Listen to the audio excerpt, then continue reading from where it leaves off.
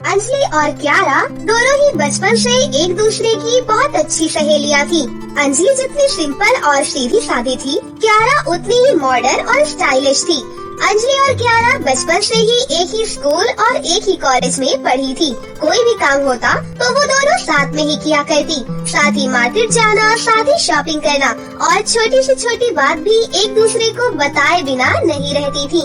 एक दिन क्यारा अंजलि से कहती है, अरे यार अंजलि, पता है मेरे मम्मी पापा ने मेरे लिए एक लड़का पसंद किया है और वो लोग कल मुझे देखने आ रहे हैं। अरे वाह क्यारा, ये तो बहुत अच्छी खबर सुनाई तूने। क्या अच्छी खबर? अरे पागल, मेरी शादी होगी तो तू अकेली रह जाएगी और तुझे पता भी है कि तेरे बिना मेरा भी बिल्कुल मन नहीं लगेगा। हाँ, ये बात तो तू बिल्कुल सही कह रही है, पर क्यारा तुझे शादी तो करनी ही होगी ना। अगले दिन क्यारा को लड़के वाले देखने आते हैं और क्यारा उन्हें बहुत पसंद आती है। क्यारा की माँ पंडित जी से कहकर जल्दी से शादी का मुहूर्त निकलवा लेती है। लड़के वालों के जाने के बाद क्यारा अंजलि के पास जाती है। अरे यार अंजलि, मुझे शादी नहीं करनी, मुझे तेरे बिना कुछ भी अच्छा नहीं लगेगा। पता है लड़का और लड़के के घर वालों ने मुझे पसंद भी कर लिया और अगले महीने मेरी शादी भी तय कर दी। अरे वाह, अरे आगे पसंद कैसे नहीं करती, मेरी सहेली है ही इतनी सुंदर कि लोग देखते ही क्यारा पर लट्टू हो जाती है। वैसे ये बता कि लड़के का नाम क्या है, देखने में कैसा है और तुझे पसंद तो है ना? लड़का ना बिल्कुल सिंपल और सीधा साधा, बिल्कुल तेरी तरह। उससे ज्यादा स्मार्ट और स्टाइलिश तो उसका छोटा भाई कुणाल था। वैसे लड़के का नाम पूरब है और मुझे पसंद भी है। पता है सबके जाने के बाद मुझे पूरब का फोन भी आया और उसने मुझे कल रेस्टोरेंट मिलने बुलाया है। अरे वाह जी वाह, शादी से पहले मिलना जुलना, हाँ, और मैं अकेले मिलने नहीं जाऊंगी, तुझे भी मेरे साथ चलना है। ना बाबा ना, मुझे कबाब में हड्डी नहीं बनना है, मैं तो नहीं जाने वाली तेरे साथ। तुझे पता है ना तेरे बिना मेरा कोई काम नहीं होता, तुझे चलना ही होगा। फिर अगले दिन क्यारा और अंजलि पूरब से मिलने रेस्टोरेंट में जाते हैं। पूरब अंजलि को देखता है और मन में सोचता है, अच्छा तो ये है क्यारा की बचपन की फ्रेंड, ये तो बहुत ही सुंदर है। मुझे तो ऐसी ही लड़की चाहिए थी, सूट सलवार वाली, सीधी साधी। क्यारा भी सुंदर है पर थोड़ी मॉडर्न है। पूरब, ये है अंजलि, मेरी बचपन की सहेली, जिसके बारे में मैंने तुम्हें फोन पर बताया था। अच्छा तो ये है वो जिसकी बातें करते तुम जरा भी नहीं थकती। ये कहकर पूरब अंजलि को एकटक देखे जा रहा था। तभी क्यारा पूरब से कहती है, अरे पूरब, क्या हुआ? तुम तो मुझे छोड़कर मेरी सहेली को देखने लगे। ऐसा तो नहीं कि तुम्हें मेरी सहेली अंजलि पसंद आ गई है? अरे नहीं, वो बस ऐसे ही। तुम भी ना क्यारा, कुछ भी। फिर तीनों बहुत सारी बातें करते हैं, पर बातें करते वक्त पूरब की नजर क्यारा पर कम और अंजलि पर ज्यादा थी। फिर तीनों कुछ दिनों तक इसी तरह से मिलने जुलने लगे। एक दिन पूरब अपने छोटे भाई कुणाल को अपने साथ लेकर आता है। क्यारा को पूरब से ज्यादा कुणाल अच्छा लगने लगता है। क्यारा अपने मन में सोचती है, अरे यार ये कुणाल तो कितना स्मार्ट और स्टाइलिश है। इसका हेयर स्टाइल, इसके शूज, वाओ कितने मस्त है। हाँ, मुझे तो अपने लिए कुणाल जैसे स्मार्ट लड़का चाहिए था, लेकिन अब क्या करें। वैसे पूरब भी बहुत अच्छा है, बस थोड़ा सिंपल और सीधा साधा है। कुछ दिनों के बाद पूरब क्यारा को फोन करता है और कहता है, क्यारा, मैं तुमसे जो कहने जा रहा हूँ प्लीज उसका बुरा मत मानना। वो क्या है कि मुझे लगता है कि मैं अंजलि को पसंद करने लगा हूँ और शायद अंजलि भी मुझे पसंद करती है। पूरब इतना बोलता ही है कि क्यारा पूरब का फोन काट देती है और भागते हुए अंजलि के घर जाती है। अंजलि, ओ अंजलि, कहाँ है तू? अरे क्यारा, क्या बात है, इतना हाफ क्यों रही है? पहले तो बता, तुझे पूरब पसंद है? अरे ये क्या बोल रही है तू? मुझे पूरब का फोन आया था, उसने मुझे कहा कि वो तुझे पसंद करता है और ये भी कहा कि शायद तू भी उसे पसंद करने लगी है, पर तूने इतनी बड़ी बात मुझे क्यों नहीं बताई? क्यारा, क्यारा, तू ये क्या बोले जा रही है? और जैसे तू सोच रही है वैसे कुछ भी नहीं है। अरे तू मेरी सहेली है, तुझे लगता है कि मैं कोई भी बात तुझसे छुपाऊंगी? ये कहते हुए अंजलि की आंखों में आंसू आ जाते हैं।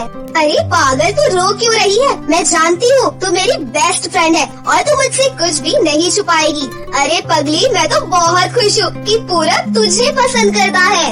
ये तो कैसे बात किए जा रही है? तेरा दिमाग तो ठीक है ना? कुछ दिनों में तेरी और पूरब की शादी होने वाली है और तू है कि मैंने तुझे कहा था कि मुझे पूरब पसंद है, पर कुछ दिन उससे मिलने के बाद पता चला कि पूरब मेरे टाइप का नहीं है। वो बहुत अच्छा लड़का है पर स्टाइलिश नहीं है जैसे कि मैं हूँ, और मुझे स्टाइलिश लड़के पसंद है जैसे कि पूरब का छोटा भाई कुणाल। अरे तू कहना क्या चाहती है? साफ साफ बोलना। यही कि मेरी कुछ दिन पहले फोन पर कुणाल से बात हुई और कुछ दिन पहले जब हम चारों बाहर मिले थे तो उससे मिलकर और उससे बातें करके मुझे पता चला कि मुझे पूरब से नहीं बल्कि कुणाल से शादी करनी चाहिए, और मुझे लगता है कि वो भी मुझसे शादी करने के लिए राजी है। और सोच मेरी सहेली अंजलि रानी, अगर हम दोनों एक ही घर में शादी कर लेते हैं तो हम दोनों को कभी भी अलग नहीं रहना पड़ेगा। मेरा मतलब है तू पूरब से शादी कर ले और मैं कुणाल से, तू मेरी जेठानी और मैं तेरी देवरानी। प्यारा, ये सब तुझे मजाक लगता है क्या? अरे घर वालों को क्या कहेंगे? ये सब तो मुझ पर छोड़ दे, मैं सब कुछ संभाल लूंगी। अरे अब तो मेरी सहेली मेरी जेठानी बनेगी। हाँ, वैसे भी बचपन से लेकर आज तक हम दोनों साथ ही तो रहे हैं और मैं तो तुझसे दूर रहने के बारे में सोच भी नहीं सकती। फिर अगले ही दिन कियारा और पूरब मिलकर घर वालों से बातें करके उन्हें अपनी पसंद से शादी के लिए राजी कर लेते हैं। कुछ ही दिनों बाद कियारा की कुणाल के साथ और पूरब की अंजलि के साथ एक ही मंडप में शादी हो जाती है। चारों खुशी खुशी अपने घर आ जाती है। घर पहुंचकर कियारा अंजलि से कहती है, तो मेरी प्यारी सहेली, तो बताओ कैसा लग रहा है तुम्हें मेरी जेठानी बनकर? देवरानी जी, मुझे तो बहुत अच्छा लग रहा है और अब तो मैं तुम्हारी जेठानी हूँ, तो अब से मैं पूरा रूप दिखाऊंगी। अच्छा जी, तो मैं भी तुम्हारी देवरानी हूँ, तुम्हें खूब सताऊंगी। हाँ। ये कहकर दोनों जोर जोर से हंसने लगती है और कहती है, यार हम दोनों जेठानी देवरानी जरूर है, पर उससे पहले हम दोनों एक दूसरे की बहुत अच्छी सहेली है, बिल्कुल बेस्ट फ्रेंड्स। हाँ यार, हम दोनों देवरानी जेठानी जरूर है, पर उससे पहले हम दोनों एक दूसरे की बहुत अच्छी सहेली है, बिल्कुल बेस्ट फ्रेंड। दोनों की बात सुनकर पूरब कहता है, ये हुई ना बात, और भगवान करे तुम दोनों की दोस्ती सदा ऐसी ही बनी रहे। फिर चारों हंसी खुशी से एक साथ अपनी जिंदगी जीने लगते हैं। संजना बस स्टॉप पर खड़ी थी और बस का इंतजार कर रही थी। तभी अनुष्का की गाड़ी वहाँ पर आकर रुकती है। संजना, चल गाड़ी में बैठ। नहीं अनुष्का, तू जा, मेरी बस आती ही होगी। अरे पागल है क्या? मेरे होते हुए तो बस से क्यों जाएगी? हम दोनों को एक ही जगह जाना है, फिर इतनी फॉर्मेलिटी क्यों? अब आ जा। संजना अनुष्का की गाड़ी में बैठ जाती है। फिर दोनों लड़कियां कॉलेज आ जाती हैं। दोनों ने एक ही कॉलेज में दाखिला लिया था। संजना रोज अनुष्का को बस स्टॉप पर मिल जाती और अनुष्का उसे अपनी गाड़ी में बिठा लेती। धीरे धीरे दोनों में अच्छी दोस्ती हो गई। दोनों एक साथ ही कॉलेज जाती। संजना का सीधा और सरल स्वभाव अनुष्का को बहुत अच्छा लगा, लेकिन कॉलेज के दूसरे लड़के लड़कियों को अनुष्का का संजना से दोस्ती रखना अच्छा नहीं लगता था। अनुष्का के माता पिता को भी जब ये बात पता चलती है तो वो भी उसे संजना से बात करने के लिए मना करते हैं। अनुष्का बेटी, संजना को अपनी गाड़ी में मत घुमाया करो। गरीब लोग हमारी दोस्ती के लायक नहीं होते हैं। लेकिन पापा, संजना में बुराई क्या है? सिर्फ यही कि वो गरीब है। नैना बेटी, ये गरीब लोग हम अमीरों से इसीलिए दोस्ती करते हैं ताकि ये हमसे पैसे लूट सकें। माँ, संजना ऐसी बिल्कुल भी नहीं है। सच कहूँ तो संजना गरीब जरूर है, लेकिन पूरे कॉलेज में उसके जैसी खुददार लड़की कोई नहीं है।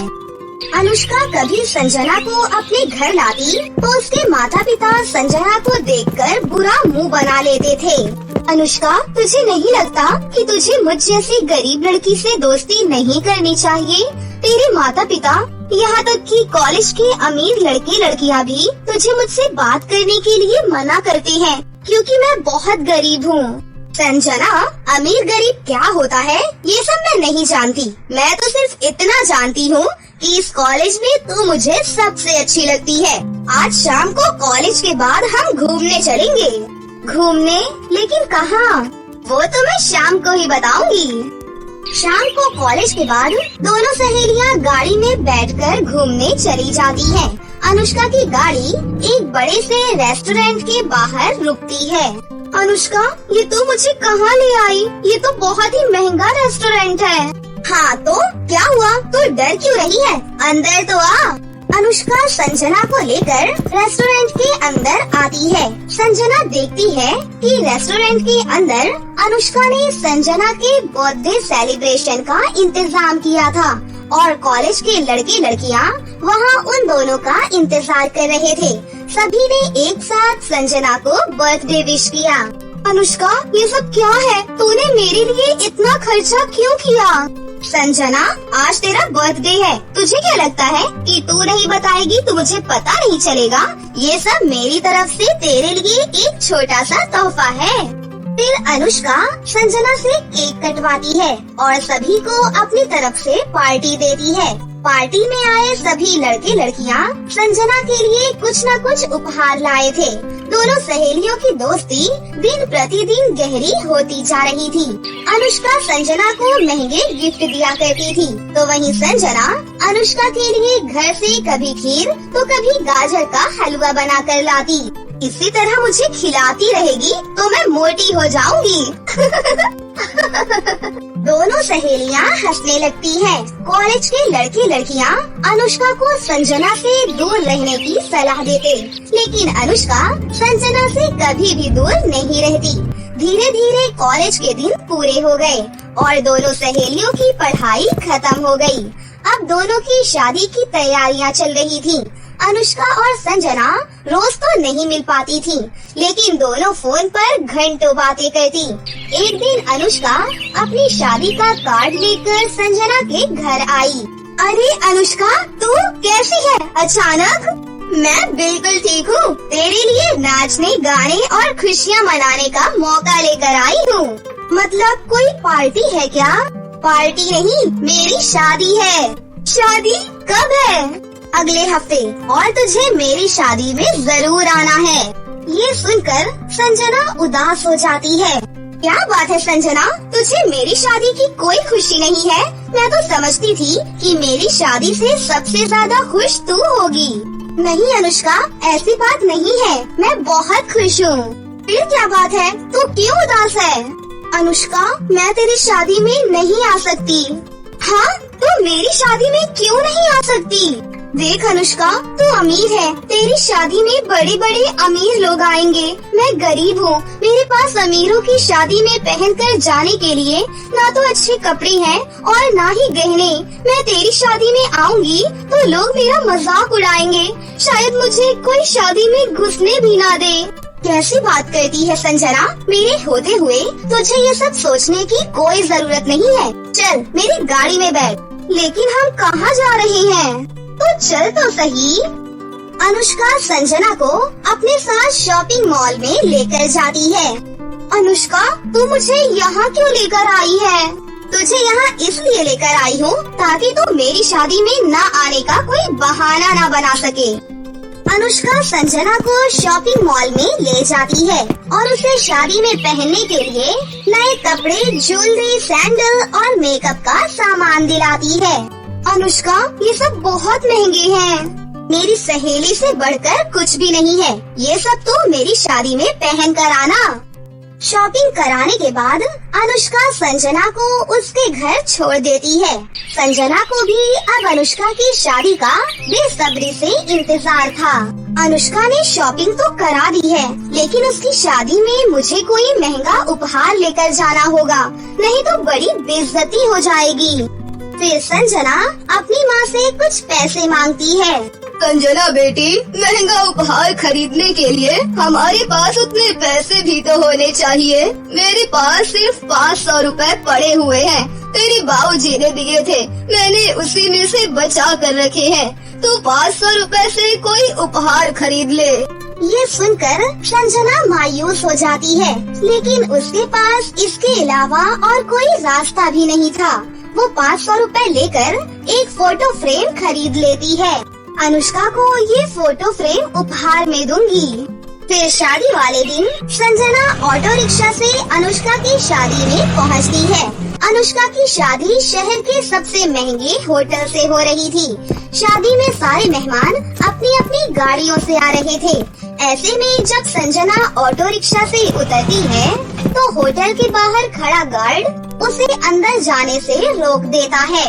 मैडम, आप अंदर नहीं जा सकती। क्यों? मैं अंदर क्यों नहीं जा सकती? शायद आप गलत जगह पर आ गई हैं। यहाँ शहर के सबसे अमीर कारोबारी की बेटी की शादी हो रही है। मुझे पता है, अनुष्का की शादी हो रही है ना? हाँ, लेकिन आपको कैसे पता है?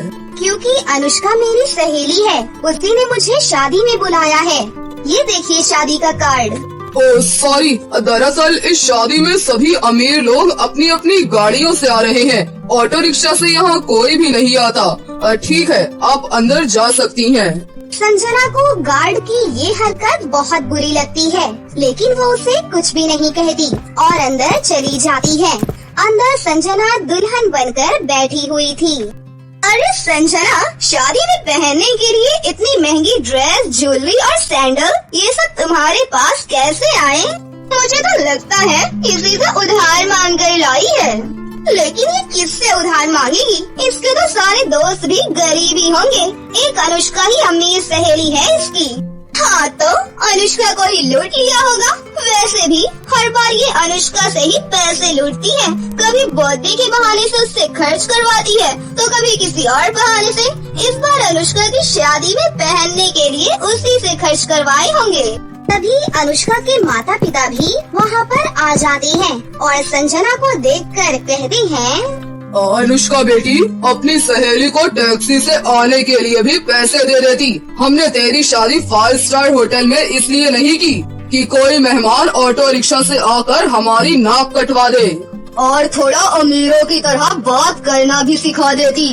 शादी में सब संजना की बहुत बेइज्जती करते हैं। संजना की आंखों में आंसुओं का सैलाब उमड़ पड़ता है। संजना जाने ही वाली थी कि अनुष्का ने उसे रोका। संजना कहाँ जा रही है? अनुष्का, मुझे नहीं पता था कि अमीरों की शादी में गरीबों की बेइज्जती की जाती है। मुझे मत रोक, जाने दे मुझे। नहीं संजना, तू कहीं नहीं जाएगी। जाएंगे तो वो लोग जो तेरी बेइज्जती कर रहे हैं। अगर तू चली गई तो मैं भी तेरे साथ जाऊंगी। मैं ये शादी नहीं करूंगी। पापा, मम्मी और मेरी शादी में आए सभी लोगों को मैं ये बात बताना चाहती हूँ कि संजना वही लड़की है जिसने मुझे पहली बार बस स्टॉप पर गुंडों से बचाया था। उस दिन बस स्टॉप पर मेरी गाड़ी खराब हो गई थी। तब मुझे कुछ गुंडों ने घेर लिया था। तब संजना ने मुझे उनसे बचाया था। इतना ही नहीं, पापा मम्मी, आप दोनों अपने अपने कामों में इतने बिजी होते थे कि आपको पता ही नहीं चलता था कि कब कब मेरी तबीयत बिगड़ी। जब भी मेरी तबीयत बिगड़ी, संजना ही मुझे लेकर डॉक्टर के पास जाती और मेरी सेवा करती थी। संजना पैसों से गरीब जरूर है, लेकिन दिल से अमीर है। इसके संस्कार ही इसकी धन दौलत है। अनुष्का की ये बात सुनकर वहाँ मौजूद सभी शर्मिंदा हो जाते हैं और संजना से माफी मांगते हैं, जिसके बाद संजना अनुष्का की शादी में खूब इंजॉय करती है। मीनल बेटा, और कितनी देर खेलेगी? चल अंदर आ जा। देख, आज तेरी मनपसंद लहसुन की चटनी बनाई है। अब जल्दी से अंदर आ जा और खाना खा ले। बस थोड़ी देर और माँ। ठीक है, लेकिन अंधेरा होने से पहले आ जाना। इसके बाद मीनल दोबारा खेलने में लग जाती है कि तभी अचानक मीनल की नजर उसके पड़ोस में खेल रही भावना पर पड़ती है। मीनल देखती है कि भावना के पीछे एक बिजली का खंबा है और वहाँ बिजली की तार लटक रही है। भावना उस बिजली के तार के पास जाने ही वाली होती है कि तभी मीनल आकर उसे धक्का दे देती है। माँ! तूने मेरी बेटी को धक्का क्यों दिया? भावना बेटा, तुम ठीक तो हो ना? मैंने जानबूझकर धक्का नहीं दिया है। ये देखो, यहाँ पर बिजली की तार लटक रही है। अगर भावना इस बिजली की तार को छू लेती तो इसे करंट लग जाता, इसीलिए मैंने इसे धक्का देकर बचा लिया। अरे हाँ, ठीक है, तूने मेरी बेटी की जान बचाई। इसके लिए तुझे तेरा इनाम मिल जाएगा। भावना बेटा, चलो मैं तुम्हारे कपड़े बदल देती हूँ। देखो, तुम्हारे नए कपड़े गंदे हो गए। इतना कहकर कस्तूरी अपनी बेटी भावना को अंदर ले जाती है। मीनल को अपनी मदद करता देख मीनल भावना को अच्छी लगने लगती है, जिसके बाद इन दोनों बच्चियों में दोस्ती का एक नया रिश्ता शुरू हो जाता है। मीनल, आज फ्रेंडशिप डे है, ये देखो मैं तुम्हारे लिए कितना प्यारा ब्रेसलेट लेकर आई हूँ। इस ब्रेसलेट को तुम कभी भी मत उतारना, ये हमारी दोस्ती की निशानी है। अच्छा, मैं इस ब्रेसलेट को कभी भी नहीं उतारूंगी। और ये देखो मैं भी तुम्हारे लिए ये धागा लेकर आई हूँ। माँ ने कहा है इस धागे को पहनने से तुम्हें कभी भी नजर नहीं लगेगी। अच्छा, तो मैं कभी भी इस धागे को नहीं उतारूंगी। मीनल एक किसान की बेटी होती है, तो वही भावना के पिता का बहुत बड़ा बिजनेस होता है। मीनल और भावना की दोस्ती भावना के अमीर परिवार को बिल्कुल भी पसंद नहीं थी, लेकिन भावना मीनल से अपनी दोस्ती बरकरार रखती है और ऐसे ही आज ये दोनों सहेलियां बड़ी हो जाती हैं। अरे भावना बेटा, तुम यहाँ, वो भी इतनी सुबह सुबह। आंटी, आज माँ ने नाश्ते में फिर से वही सैंडविच बनाया था और आप तो जानती है ना कि मुझे सैंडविच बिल्कुल भी पसंद नहीं है। इसीलिए सोचा कि मैं अपनी प्यारी आंटी के हाथों के बने हुए पराठे और साथ में लाल लाल लहसुन की चटनी खाऊं। माँ, ये तो बस तुम्हें मस्का लगा रही है ताकि इसे इसका मनपसंद नाश्ता मिल जाए। अरे नहीं नहीं आंटी, ये बिल्कुल झूठ बोल रही है। भला मैं ऐसा क्यों करूँगी? तुम दोनों सहेलियां बैठकर यहाँ आपस में बातें करो, मैं तुम दोनों के लिए नाश्ता बनाकर अभी लाती हूँ। मीनल, तू चारू की शादी में चलेगी ना? नहीं यार, तो जानती है ना कि चारू तेरी तरह ही कितने अमीर परिवार से है। इतनी अमीर शादी में जाने की तो मेरी हैसियत ही नहीं है, और ना ही मेरे पास कोई तोहफा है और ना ही कपड़े। मेरे होते हुए तुझे इस बारे में सोचने की कोई जरूरत नहीं है, समझी? आज तो तूने कह दिया, आइंदा मत कहना। अच्छा बाबा, नहीं बोलूंगी। वैसे एक बात बता, तू किस तरह की शादी करना चाहती है? मैं तो चाहती हूँ कि मेरी शादी में बहुत सारे लोग हों और मैं अपनी शादी में अपनी मनपसंद की सारी चीज बनवाऊँ। और हाँ, सबसे इम्पोर्टेंट चीज, मैं अपनी शादी का लहंगा ऑर्डर देकर अपने तरीके से बनवाऊंगी, जिससे हर कोई मेरा शादी का लहंगा देखता ही रह जाए।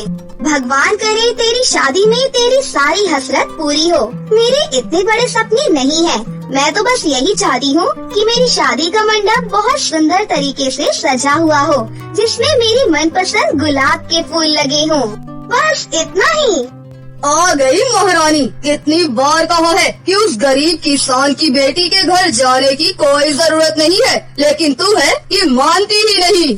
मैंने भी आपसे कितनी बार कहा है कि बार बार मुझसे एक ही बात करने की कोई जरूरत नहीं है, लेकिन आप हो कि मानती ही नहीं। अरे बस करो तुम दोनों, जो बात करनी है वो तो करने दो। भावना बेटा, तेरे लिए मेरे बिजनेस पार्टनर के बेटे सनी का रिश्ता आया है। सनी काफी अच्छा लड़का है, अगर तू कहे तो मैं इस रिश्ते के लिए हाँ कह दूँ। अपने पिता की बात सुनकर भावना शर्मा कर अपने कमरे में चली जाती है। उसके बाद भावना का रिश्ता तय हो जाता है। वहीं दूसरी तरफ मीनल के माता पिता भी मीनल का रिश्ता एक नॉर्मल फैमिली में तय कर देते हैं। इस बार फसल काफी अच्छी हुई है, अब तो हम अपनी बिटिया की शादी अच्छे तरीके से कर सकते हैं। 2 दिन में फसल काटने के बाद मैं सारी फसल ले जाकर शहर में बेच दूंगा और फिर हम जल्द से जल्द शादी की तैयारी शुरू कर देंगे। अपनी मीनल की शादी में अब दिन ही कितने रह गए हैं। अनुपम और गीता अपनी बेटी की शादी के लिए काफी खुश होते हैं, लेकिन कहते हैं ना कि खुशियों को नजर लगते देर नहीं लगती। अचानक ही बेमौसम बारिश की वजह से अनुपम की सारी फसल खराब हो जाती है, जिससे उसका सपना टूटकर चूर चूर हो जाता है। मीनल की माँ, अब हम लोग क्या करेंगे? मीनल की शादी कैसे करेंगे? सारी फसल खराब हो गई है, अब मीनल की शादी का खर्चा हम कैसे उठाएंगे? सब ठीक हो जाएगा मीनल के बाबा, भगवान पर भरोसा रखिए। अपने माँ बाप की ऐसी हालत मीनल से देखी नहीं जाती, लेकिन मीनल इस बारे में अपनी सहेली से कुछ भी नहीं कहती और बिना चेहरे पर दुख लिए भावना की शादी की रस्मों में शामिल होती है। अरे मीनल, आज तो तेरी भी हल्दी है ना, लेकिन तू अपनी हल्दी लगवाने की बजाय यहाँ मेरी हल्दी पर आई है। वो क्या है ना, मुझे ना हल्दी से एलर्जी है, इसलिए मेरी माँ को हल्दी की रस्म करने से मना कर दिया मैंने। अच्छा ठीक है, लेकिन तू क्या अपनी सहेली की हल्दी इतनी ही सूखी सूखी मनाएगी? बस इतनी सी बात। अभी देख मैं तेरी सूखी सूखी हल्दी की रस्म को कैसे चेंज कर देती हूँ। मीनल अपने आंसुओं को छुपाकर अपनी सहेली की हल्दी की रस्म में काफी नाचती है और उसे अपने दुख का एहसास नहीं होने देती। मीनल बेटा, तू आ गई। बेटा हमें माफ कर दे, हमने भी सोचा था कि तेरी शादी की सारी रस्में धूमधाम से करेंगे, लेकिन माँ मैं खुश हूँ। मैंने तेरे लिए ये हल्दी का लेप बनाया था। बैठ, मैं ही तुझे अपने हाथों से हल्दी लगाकर ये हल्दी की रस्म को पूरी करती हूँ। जिसके बाद गीता आंखों में आंसू लिए अपनी बेटी मीनल को हल्दी लगाती है। ऐसे ही दिन गुजरते हैं। अरे तेरी मेहंदी तो काफी सुंदर लग रही है। हाँ, लेकिन तूने अब तक मेहंदी क्यों नहीं लगवाई? तुझे तो मेहंदी लगाना बहुत पसंद है ना? वो क्या है ना, मैंने सोचा कि मैं मेहंदी की रस्म रात को करूँगी। चल अब मैं चलती हूँ, वो शादी की तैयारी भी तो करनी है ना। भावना को अब मीनल पर शक होने लगा था, जिसके चलते वो मीनल का पीछा करती है और उसके घर आती है, जहाँ वो देखती है अब हम लोग क्या करें? शादी को सिर्फ एक दिन है, कल बारात आने वाली है। बारातियों के सामने तो हमारी नाक ही कट जाएगी। हे भगवान, कुछ चमत्कार दिखा ताकि मैं अपनी बेटी की शादी ठीक से करवा सकूं। बाबा रोना बंद करिए, अगर आप ऐसे रोएंगे तो मेरा क्या होगा? मीनल और उसके परिवार वालों की ये हालत देख भावना सब कुछ समझ जाती है, जिसके बाद भावना वहाँ से चुपके से निकलकर अपने घर वापस आ जाती है। भावना बेटा, तू ये क्या कह रही है? हम ऐसा नहीं कर सकते। उस गरीब की शादी ही हम तेरे मंडप में करवाएंगे क्या? भूलिए मत, अगर बचपन में मीनल उस बिजली की तार से मुझे दूर नहीं करती तो शायद आज मैं आप लोगों के साथ ना होती। मीनल की वजह से ही मेरी जान बच पाई है। भावना की बात सुन कस्तूरी और मनोज शर्म से अपना सर झुका देते हैं, जिसके बाद वो भावना की बात मान जाते हैं। अगले दिन भावना जल्दी से अपनी शादी के लिए तैयार होती है और मीनल के पास चली जाती है। भावना, तू यहाँ? इस शादी के जोड़े में तो तू काफी सुंदर लग रही है। हाँ, ये मेरी माँ का जो है। चल मेरे साथ। लेकिन कहाँ? वो चल तो सही। भावना मीनल का हाथ पकड़ती है और उसे अपने मंडप की तरफ ले जाती है। तू मुझे यहाँ क्यों ले आई? तुझे तेरा शादी का मंडप पूरा गुलाब के फूलों से सजा हुआ चाहिए था ना? देख, मैंने ये पूरा मंडप गुलाब के फूलों से सजवाया है। मैंने कल तेरी और अंकल की सारी बातें सुन ली थी। मुझे बहुत बुरा लगा कि तूने मुझसे इतनी बड़ी बात छुपाई। मैं तुझे परेशान नहीं करना चाहती थी, इसीलिए मैंने तुझसे ये सब छुपाया। लेकिन आखिरकार मुझे सब कुछ पता चल गया, इसलिए आज तेरी शादी इस मंडप में होगी। क्या? हाँ, मेरे माता पिता भी यही चाहती हैं कि तेरी शादी इस मंडप में हो। भावना की बात सुन मीनल को यकीन नहीं होता।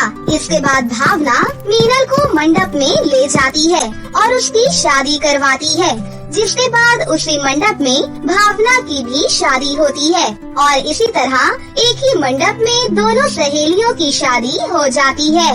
भावना बेटा, अगर तू न होती तो आज तो हमारी बहुत बेइज्जती हो जाती। मैं भी तो आपकी बेटी हूँ ना, और मैं अपने माता पिता की बेइज्जती कैसे होने देती? तो जैसी दोस्त जिसके भी पास है, उसकी जिंदगी में कभी कोई परेशानी नहीं आ सकती। आई मिस यू भावना, मैं तुझे बहुत याद करूँगी। मैं भी।